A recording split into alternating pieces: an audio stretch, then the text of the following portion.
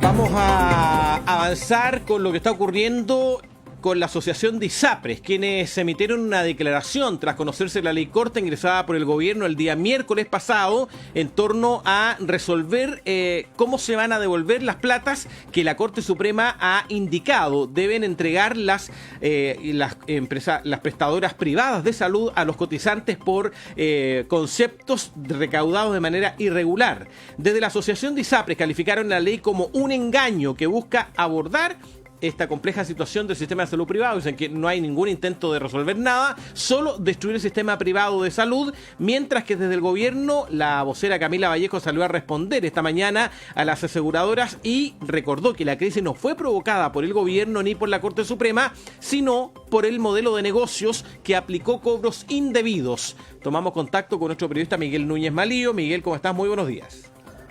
Muy buenos días, Oscar, gusto en saludarte. Revisemos. Se enciende la polémica, está al rojo vivo la polémica con las ISAPRES, el gobierno, el parlamento en torno a esta ley corta, y las ISAPRES que tienen claro no tienen intención de pagarle ni devolver ni un peso a los cotizantes. Efectivamente, fuertes declaraciones de una parte y de otra, las posturas se están marcando. Recientemente supimos esta semana que ingresó el proyecto de ley corta para abordar la compleja situación que se vive en el sistema de salud privado.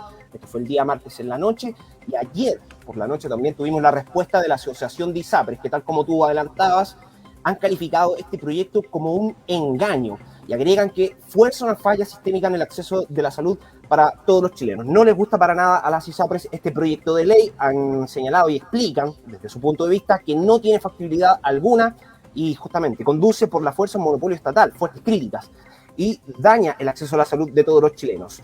El presidente de la asociación de ISAPRES, Gonzalo Simón, ha calificado esto también, estas devoluciones, como absurdas, las que señalábamos que son cerca de 1.1 billones de pesos en total lo que tienen que devolver las ISAPRES a sus afiliados. Eso en el papel, Oscar, las declaraciones bastante fuertes, porque en declaraciones que emitió justamente el presidente, ya no en un comunicado, sino que bajó un poco el tenor de estas declaraciones. Escuchemos al presidente de la asociación de ISAPRES, Gonzalo Simón, refiriéndose justamente a esta ley corta que fue presentada por el gobierno. La propuesta no protege a los usuarios del sistema de salud, ni menos a los enfermos. Promete rebajas de precio y devoluciones absurdas, que jamás llegarían a concretarse, pues su mera aplicación hace imposible cumplir con las coberturas, dejando a casi 3 millones de personas en la indefensión. Devoluciones absurdas, decía Gonzalo Simón, quien es presidente de la asociación de ISAPRES, y hay respuestas del gobierno, han venido de distintos frentes. Primero el MinSal, también a través de un comunicado, respondió y lamentó el tenor de las declaraciones que había emitido la asociación de ISAPRES. Y en esa misma línea también fue el ministro de la Secretaría General de la Presidencia, Álvaro Elizalde, que en entrevista con el canal público también se refirió en esta misma línea a que son ofensivas e infundadas, decía, estas declaraciones. Ahí también se suma lo que también declaraba el superintendente de salud, que no pueden culpar ni al gobierno ni al fallo de la Corte Suprema. Y esta mañana, recientemente también, lo que tú adelantabas, la ministra vocera de gobierno, Camila Vallejo, fue abordada justamente y se le consultó respecto a esta situación, a estas declaraciones cruzadas. Y también habló sobre el por qué estas declaraciones son infundadas y cuál es la idea, el centro de la polémica del por qué son las propias ISAPRES en este proyecto de ley corta las que deben confeccionar el plan de pago. Escuchemos a la ministra vocera. Bueno, nos parece en primer lugar una desfachatez, ¿no? Las ISAPRES no pueden pretender que el gobierno las acompañe en la idea de incumplir el fallo de la Corte Suprema. Si nosotros hubiéramos querido una quiebra generalizada de la ISAPRES, la verdad es que hubiéramos mandatado el cumplimiento inmediato del fallo, la aplicación inmediata del fallo, y no estamos haciendo eso. No hemos tomado este asunto con mucha responsabilidad, con mucha seriedad, para, en primer lugar, cumplir con el fallo de la Corte Suprema, en segundo lugar, para no habilitar espacios a salvatajes con las cotizaciones, con los impuestos de las personas de nuestro país, con los ciudadanos y ciudadanas, o un perdonazo que al final del día va a afectar a los mismos usuarios de la ISAPRES, porque un perdonazo significaría que no se les devuelva aquellos cobros abusivos, inapropiados, que la misma Corte Suprema detectó que se estaban haciendo. Entonces, lo que estamos haciendo es dando un plazo de 6 meses para que las mismas ISAPRES, de acuerdo a su situación, de acuerdo a sus realidades, porque tienen distintos planes, puedan presentar un plan de pago y de devolución a quienes se vieron perjudicados por estos cobros abusivos. Y al mismo tiempo que fortalecemos y modernizamos las condiciones de FONASA, que ya está recibiendo a muchos cotizantes producto del traspaso de los usuarios de la modalidad ISAPRE a FONASA. Esto no tiene que ver con una discusión ideológica, tiene que ver con una discusión muy pragmática de atender a la necesidad del usuario de que se les devuelvan sus cobros abusivos a través de fórmulas que las mismas ISAPRES tienen que proponer de acuerdo a los marcos que establece la Corte Suprema, y en segundo lugar, que el sistema no colapse, preparando las condiciones FONASA y también garantizando, ¿cierto?, las prestaciones en la clínica privada que hoy día reciben a los usuarios principalmente de ISAPRES, ¿no? Las ISAPRES dicen que si es que ellos no reciben ingresos, es muy difícil, independiente del tiempo, que puedan andar para hacer cumplimiento del fallo y devolver los dineros a los afiliados. No van a dar si es que las ISAPRES no reciben estos ingresos. Es que lo que está señalando en el fondo la ISAPRE es que le hagamos salvataje. Y eso, la verdad es que no hay espacio para salvataje. Esto no lo pueden asumir quienes hoy día pagan impuestos, ¿no? Porque un salvataje significaría recurrir con los recursos del Estado que se producen a través de la recaudación por impuestos, es decir, lo que pagan todas las trabajadoras y trabajadoras de nuestro país para salvar una situación que es responsabilidad de la ISAPRE. Si recordemos que esta crisis no la generó este gobierno, no la genera la Corte Suprema. Tiene que ver con un modelo de negocio que se detectó, que se judicializó por cobros que eran inapropiados. Y en ese sentido, entonces, lo que estamos tratando de hacer, en el fondo, porque es una situación muy compleja y esto requirió mucha conversación, muchas semanas de trabajo para poder permitirles en un plazo razonable presentar planes de pago, de acuerdo a su realidad. Si no, lo que vamos a estar diciendo o es salvataje o es un perdonazo, diciéndole a los usuarios de la ISAPRE que no les van a pagar nada. En ese sentido, ¿cómo ve el gobierno esta acusación de las ISAPRES de indolencia hacia los enfermos? Bueno, fueron los mismos que dijeron en algún momento que no podían hacerse cargo de los enfermos. Entonces, yo creo que aquí no podemos jugar con los usuarios de la ISAPRE. Tenemos que atender a que se les debe devolver de alguna otra forma los cobros abusivos y al mismo tiempo que garantizamos de la mejor forma posible sus prestaciones, sea porque deciden irse a FONASA y por lo tanto hay que fortalecer FONASA, o sea porque quieren mantenerse con sus médicos y sus atenciones en las prestaciones privadas. Y para poder atender eso, lo que requerimos obviamente es una aplicación responsable y con plazo, porque si no, de lo contrario, lo que podría hacer el gobierno es aplicar a rajatabla el fallo inmediatamente, y eso sí que es perjudicar el sistema, generar una situación de colapso, y no estamos haciendo eso. Y están declaraciones de la ministra vocera de gobierno, Camila Vallejo, que podríamos, a modo de resumen, señalar que el gobierno, la postura que está mostrando es que con este proyecto de ley corta se está cumpliendo con lo determinado por la Corte Suprema, pero que sin embargo estarían dando facilidades a las ISAPRES para que devuelvan los montos y en la forma que más les acomode. Hay que señalar también, Oscar, que este fallo de la Corte Suprema tenía un plazo para cumplirse, que es este fin de mes, el 30 de mayo. Pero se va a ingresar, o se está ingresando también, una prórroga para que se pueda extender aún más y no caiga en un desacato la asociación de ISAPRES y se extienda o se profundice esta judicialización. Es complejo lo que está sucediendo en materia de salud. Los más afectados claramente son los afiliados. Hay que señalar que, por ejemplo, durante el IPC de abril, que lo conocimos recientemente, que creció moderadamente un 0,3%, fue los costos de salud los que más impulsaron justamente el alza del costo de la vida durante el mes de abril. Son millones los que tienen que devolver las ISAPRES a los usuarios. Solamente para graficar esto, la aseguradora que tiene que más devolver montos es Cruz Blanca. Es un monto estratosférico. Tuve que pedir ayuda en este caso para poder leer la cifra. A ver si me ayudan. A ver, te queremos escuchar. 242.498 millones, y estoy redondeando. Es una cifra bastante elevada y no me cabe en calificativo. Esto solamente a lo mejor se podría comparar a las lecturas de cifras que, con todo respeto, se hacen, por ejemplo, en la Teletón. Ese es más o menos el monto en el que se está solamente la ISAPRE Cruz Blanca. A ella le siguen otras como, por ejemplo, Colmena, Banmédica, Consalud, Esencial, Nuevas Más Vida. Ellas son las que mayormente tienen que devolver fondos, Oscar. 242.000 millones de pesos, solo una de las ISAPRES, y lo que se plantea es 1.1 billones de pesos.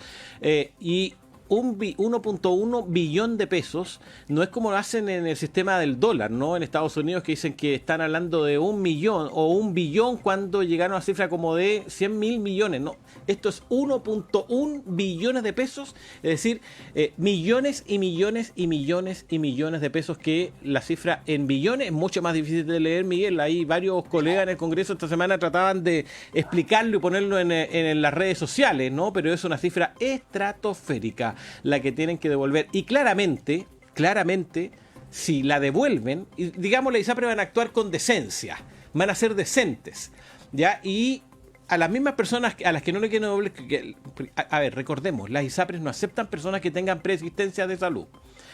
Hay personas que tienen discapacidad, no son aceptadas por el sistema. Hay una niña, ¿no es cierto?, que pedía un tratamiento cotizando su familia el ISAPRE, pero cuando llegó la necesidad de una prestación más compleja que, ¿no es cierto?, ir a ver al pediatra, la ISAPRE dijo no la vamos a aceptar más. Derechamente sacan a las personas del sistema cuando son personas caras para el sistema. Esto es un negocio, sí, pero la salud no puede ser un negocio. Y si tú has cotizado y si tú eres parte del sistema, entonces la ISAPRE tendrá que asumir el riesgo de tener personas, seres humanos, que se pueden enfermar en cualquier momento. Si la salud tampoco está comprada, nadie puede decir tengo todo resuelto porque no. A las personas le pueden ocurrir situaciones. Entonces, digamos que las ISAPRES van a actuar con decencia y van a devolver la plata. No van a hacer pataleo, no, lo están haciendo. Estoy poniendo un caso absolutamente hipotético. Claro, si entregan toda la plata, van a quebrar. Obvio que va a quebrar el sistema. Obvio que la ISAPRE, si la Cruz Blanca entrega los 2.000 millones de pesos que tú acabas de mencionar, o 230.000 millones de pesos que tú acabas de mencionar, va a quebrar. Claro, si el punto es que nunca debieron ejercer los cobros irregulares que ejercieron en virtud de la pasividad del fiscalizador, en virtud de la pasividad de la superintendencia, en virtud de la pasividad de los actores que tienen que regular estos sistemas. Entonces este problema nunca debió ocurrir. Las ISAPRES debieron seguir siendo un sistema de negocio excelente como lo ha sido, porque han ganado muchísima plata las ISAPRES en Chile, y nunca debieron poner en riesgo el sistema cobrando de manera irregular.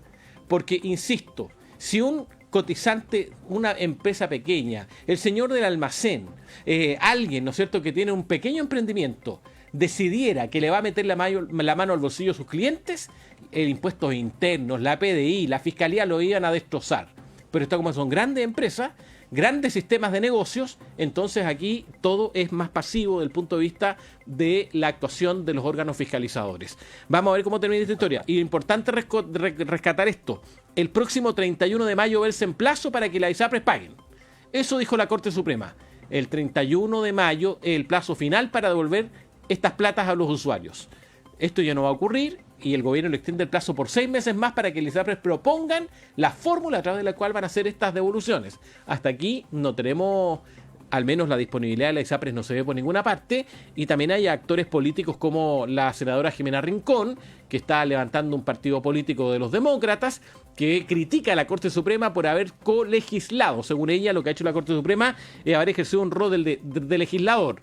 Entonces Jimena Rincón, que ha sido parlamentario durante harto tiempo, uno se pregunta por qué no anticipó la crisis y propuso las normas legales que terminó resolviendo en sede judicial la Corte Suprema de Justicia. Vamos a quedar atentos, Miguel, respecto del desarrollo de esta noticia, que afecta no solamente a los cotizantes de las ISAPRES, también pone en jaque la cobertura que puede tener el país desde el punto de vista del sistema público también, porque imaginemos que los usuarios se quieren ir todos a ISAPRE, de ISAPRE a FONASA. Entonces lo que va a ocurrir con FONASA es que el sistema también va a colapsar. Y FONASA tampoco vamos a decir que ninguna maravilla desde el punto de vista del cumplimiento de los plazos, de la atención a los usuarios. Yo voy a poner un caso cercano, perdón el que sea autorreferente, mi mamá la mandaron a operarse de catarata hace 3 años. Las cataratas están en el auge y las cataratas tienen un plazo como de 30, 60, 90 días para que se resuelva. Lleva 3 años esperando pese a que está en el auge, mi mamá, por poner un ejemplo. ¿Y cuántas personas más que están esperando atenciones del tipo cáncer o intervenciones traumatológicas y que también están cubiertas por el sistema de garantías de salud? Y no se están cumpliendo. Por lo tanto, aquí, si la gente se organizara, esto no es ninguna idea, no estoy dándole idea a nadie, pero si la gente se organizara, podría plantearle severas y sendas demandas al Estado para que cumplan y paguen por el no cumplimiento de las garantías explícitas de salud que están por ley y que deben ser cumplidas por ley en plazo determinado, y eso al menos hasta ahora no ocurre. Problema en el sistema privado y en el sistema público de salud. Dios nos libre, Miguel Núñez. Así es, Oscar. Solamente al cierre comentarles en otro ámbito en que tiene que ver con las pensiones. Durante esta mañana conocimos que los traspasos, el paso de un multifondo a otro, anotaron la mayor caída durante este primer trimestre. Así está la cosa. Fondo E, que es el fondo de menor riesgo, fue el que generó mayores afiliados. O sea, la gente se traspasó hacia los fondos de menores riesgos, mientras que el fondo A, que es el de mayor riesgo, fue el que más perdió. Eso en el ámbito de las pensiones, Oscar. A ver, el fondo A es el que más pierde, el fondo E, ¿cómo anduvo el fondo E, que es el más conservador de todos los fondos, Miguel? El fondo E fue el que, lo decíamos, el que generó hacia el que las personas se cambiaron mayormente durante este primer trimestre, pero en la panorámica general hay que señalar de que es el periodo, este trimestre, en donde se generan menores traspasos, en lo que hemos visto durante este último tiempo, pero que sin embargo la gente se está trasladando hacia los fondos de menores riesgos. Todo ello también explicado por esta situación compleja que estamos atravesando hace largo tiempo en nuestro país. En cuanto al fondo E, me preguntabas, lo tengo aquí, el fondo E lo que equivale es a... Ya, aquí está. El fondo E son 11.956 incorporaciones netas, y el fondo A, que fue el que mayor caída registró, perdió cerca de 10.000, poco más de 10.000 afiliados que se traspasaron hacia otros fondos. Eso en materia de pensiones, Oscar. Muy bien, Miguel Núñez Malío, muchas gracias por este reporte. Muy buenos días. Muy buenos días.